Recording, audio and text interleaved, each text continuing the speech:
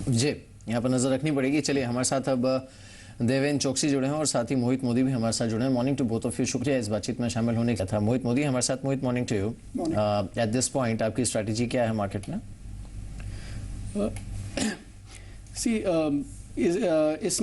इस समय पे मार्केट के हिसाब से अगर देखा जाए तो दो तीन चीज़ें 2013 के हिसाब से सामने उभर के आती हैं। सबसे पहली बात यह है कि ग्लोबल मार्केट में फिस्कल क्लिफ का जो यूएस में इशू अभी चल रहा है और जो रिजोल्यूशन में अभी डेडलॉक बना हुआ है, जब तक वहाँ पे कुछ क्लैरिटी नहीं उभरेगी तब तक ये कहना बहुत मुश्किल हो जाएगा कि लिक्विडिटी फ्लो या फंड फ्लोज का क्या अनुमान रहेगा अगले साल के बारे में। Eight the same time fundamental level पे धीरे धीरे चीज़ें इम्प्रूव हो रही हैं पिछले क्वार्टर से। सो अगले क्वार्टर में भी हमें उम्मीद है कि जो पिछली बार एबिटा मार्जिन इम्प्रूवमेंट का जो सिलसिला थोड़ा सा शुरू हुआ था वो बरकरार रहेगा। जी मिस्टर मोदी, अगर भारतीय इन्फ्राटेल के आईपीओ की बात की जाए तो क्या उम्मीद कर रहे हैं आप? जब इशू था खुला हुआ उस समय तो वो एक मूल्यांकन को लेकर काफी चिंताएं जताई गई। आज लिस्टिंग कैसी देख रहे हैं आप? देखिए, क्रिसिल रिसर्च ने भारतीय इन्फ्राटेल के आईपीओ ग्रेडिंग की थी 4 और 4/5, यानी कि एक above average IPO fundamental level पे ग्रेड किया था। एट द सेम टाइम जब क्रिसिल रिसर्च की तरफ से हमने ग्रेडिंग की थी तो वैल्यूएशन के बारे में हम कुछ कह नहीं पाएंगे इस संदर्भ में। आज अभी कुछ ही चंद ही मिनटों में हमें शायद ये उम्मीद पता चल जाएगा कि वो किस लेवल पे लिस्ट होता है। On a fundamental basis the company is cash rich और कंपनी में टेनेंसी रेशो एक बहुत बड़ा फैक्टर है जिससे कि जो धीरे धीरे इम्प्रूव होगा होने की संभावना है, उससे कंपनी के रिटर्न रेशोस और इम्प्रूव होने की संभावना की जा सकती है। राइट नज़र रखनी होगी भारतीय इन्फ्राटेल की लिस्टिंग पर। और यहाँ पर एक बार के लिए अगर मुनाफा मिलता है तो कई मार्केट प्लेयर्स ये भी मान रहे हैं कि अगर मुनाफा मिलता है तो एक बार आपको यहाँ पर ले लेना चाहिए। खैर चलिए, इंटरनेशनल क्यूज देख लेते हैं। एशियन मार्केट्स में निकाई इस समय हरे निशान में है, सिंगापुर में स्ट्रेट टाइम्स हरे निशान में, साउथ कोरिया कॉस्पी में भी हरा निशान देखने को मिला है, लेकिन शंघाई का मार्केट फ्लैट है। और इंडियन मार्केट्स पर एसजीएक्स निफ्टी पर अगर हम देखें संकेत कुछ हद तक फ्लैटिश हैं, 5932 का लेवल है। कल के ट्रेड में एक चीज़ हमने देखी थी राजीव की, कुछ एक heavy weight specially stocks like Reliance और के इन इंडिया, यहाँ पर प्रेशर थोड़ा देखने को मिला था। मोहित, ऑब्वियसली एक जो बहुत बड़ा ओवरहैंग है इस समय वो फिस्कल क्लिफ का भी है, यूएस फिस्कल क्लिफ का। उम्मीद बनी हुई है कि संडे तक शायद इस पर कोई आउटकम निकलेगा। रविवार को स्पेशल एक बैठक हो रही है इसके लिए, बट अगर कोई टेम्पररी ही सोल्यूशन निकलता है यहाँ पर तो मार्केट्स को किस तरह से रिएक्ट करता है आप देख रहे हैं इस पर? देखिए, यूएस फिस्कल क्लिफ के बारे में अगर आप वहाँ, ये एक आर्थिक से ज़्यादा आज की स्थिति में यानी शॉर्ट टर्म के हिसाब से एक राजनीतिक समीकरण का इशू बन गया है। अगर आप डेमोक्रेट्स या रिपब्लिकन दोनों का स्टैंड देखते हैं तो दोनों यही चाहते हैं कि टैक्स कट कंटिन्यू रहें, लेकिन किस लेवल पे कंटिन्यू रहें उसमें मतभेद बने हुए हैं। रिपब्लिकन्स का विचार है कि पूरे टैक्स कट रहने चाहिए। डेमोक्रेट्स का विचार है कि tax cut higher income bracket में नहीं होने चाहिए। तो ये और दूसरा राजनीतिक इशू इसमें ये भी बन गया है कि हाउस ऑफ रिप्रेजेंटेटिव्स में रिपब्लिकन की मेजॉरिटी है, सेनेट में डेमोक्रेट की है।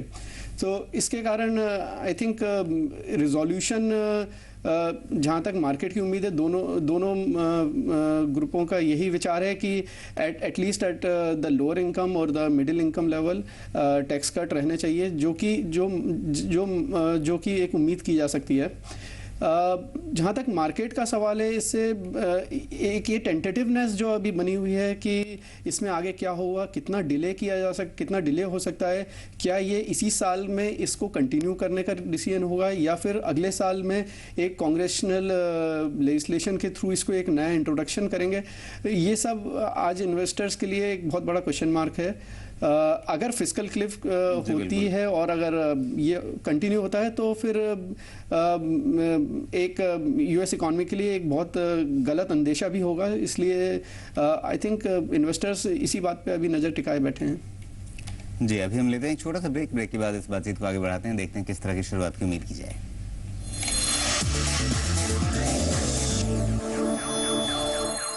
यहाँ मोहित, आज का दिन जो है वो हफ्ते का अंतिम दिन है, शायद बहुत ज़्यादा हलचल ना दिखे। अगर खासतौर पे दोपहर बाद के सत्र में लोग थोड़ा जोखिम लेने से बचना चाहेंगे, क्योंकि विदेशों से, अमेरिका से खासतौर पे किस तरह की खबर आएगी इसका कोई अंदाज़ा नहीं होगा। अभी एक निवेशक के लिए क्या सलाह होगी यहाँ पर? जी, लॉन्ग टर्म के हिसाब से देखा जाए तो फंडामेंटली हम लोग अर्निंग्स इंप्रूवमेंट की उम्मीद कर रहे हैं अगले क्वार्टर में भी। जो अर्निंग्स इंप्रूवमेंट या बॉटमिंग आउट का सिचुएशन लास्ट क्वार्टर में हुआ था वो कंटिन्यू होना चाहिए। So from an earnings perspective, there is an expected improvement over next 2 to 3 quarters anyway.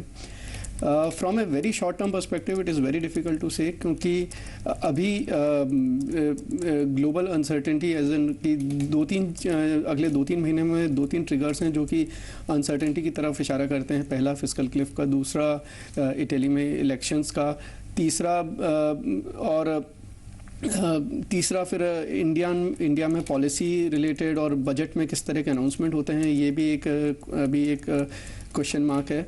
सो इन तीनों के अंतर्गत आई थिंक निवेशक अपनी रिस्क एपेटाइट के हिसाब से अगर वो फंडामेंटल स्टॉक्स के संग रहेंगे, फंडामेंटली गुड स्टॉक्स के संग रहेंगे, तो उनको ज़्यादा नुकसान नहीं होगा और एक अपसाइड दिख सकती है।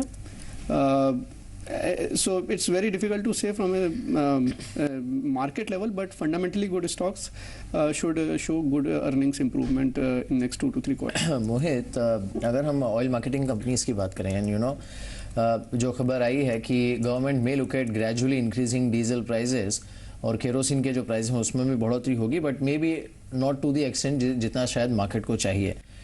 बट इस स्पेस पर आपका व्यू क्या है फिलहाल? देखिए, ऑयल मार्केटिंग कंपनीज इस बार उनको इस क्वार्टर में भी अगर आप देखते हैं तो उनका रिजल्ट अच्छा था, क्योंकि because of its pure subsidy issue. अब दूसरी बात गवर्नमेंट ने एक ये भी नोटिस की हमने पिछले दो तीन क्वार्टर से कि इन्फ्लेशन में जो डीजल प्राइस हाइक हुई थी उसका इन्फ्लेशन पास थ्रू मैन्युफैक्चरिंग उतना नहीं रहा है, जिससे कि गवर्नमेंट को शायद ये उम्मीद बनी है कि अगर वो और डीजल को डीरेगुलेट करते हैं या और उसकी प्राइस इंक्रीज़ करते हैं तो उससे उतना महंगाई पे सेकेंडरी असर नहीं पड़ेगा। ऐसे में तीसरी बात गवर्नमेंट ये भी सोच रही है, और जो कि उन्होंने अनाउंस किया हुआ है कि अगर उनको सब्सिडी देनी है तो डायरेक्ट ट्रांसफ़र ऑफ सब्सिडी के रूट पे जाना चाहेंगे। तो ऐसे में अगले 2 क्वार्टर के हिसाब से ऑयल मार्केटिंग पैक में देखने के लिए इम्पोर्टेंट होगा कि ये जो सब्सिडी और डीरेगुलेशन का इशू है किस लेवल पे जाके रिजॉल्व होता है। हम डीरेगुलेशन के बारे में पिछले कई सालों से बात करते आ रहे हैं, लेकिन वो कुछ हद तक पेट्रोल में हुआ है, डीजल में नहीं हो पाया है। अगर वो होता है then these companies are left to market dynamics, and then it's a completely different ballgame than what it is today. मोहित, ये जो पूरा NBFCs का स्पेस है जहाँ पर एक काफ़ी बड़ा ट्रिगर जो है वो RBI के नए लाइसेंसेस को लेकर बना हुआ है, एंड सोर्सेज इंडिकेट कि जनवरी में शायद ये इशू हो भी सकते हैं। अभी भी अट्रैक्टिव वैल्यूएशंस दिख रही हैं कि आपको यहाँ पर जो लाइकली कैंडिडेट्स हैं उनमें?